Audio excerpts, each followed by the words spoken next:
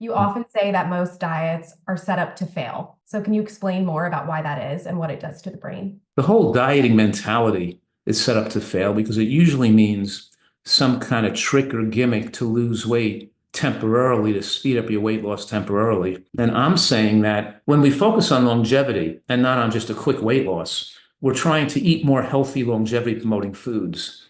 And ultimately, our lifespan is resulted of our ability protection against cancer, is the amount and the diversity of phytonutrients from plants in our cells, because the plant phytonutrients supply antioxidants and phytochemicals that suppress cancer growth in a cell and suppress abnormal growth and protect the DNA. So nature put into plant material and put colorful nutrients in there that protect human cells against damage. And cancer essentially is a phytonutrient deficiency disease.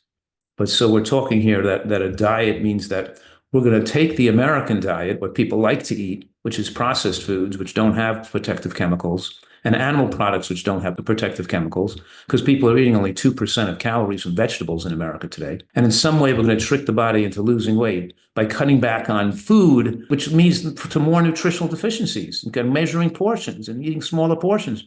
We need to eat larger portions in order to maintain weight loss and keep ourselves thin, slim, and healthy the rest of our life. We need to eat larger portions of high nutrient food that are naturally low in calories and chew them real well. Again, the point, we keep going back to that point, nutritional concentration in the cell and lack of toxic waste products in the cell. And the waste products we're talking about are endogenous waste produced by the body, like free radicals and urea and ammonia and formaldehyde. The body produces its own wastes that age us. And then there's external waste, smoke and chemicals, and that we can get, and that mixture of waste products build up in the cells.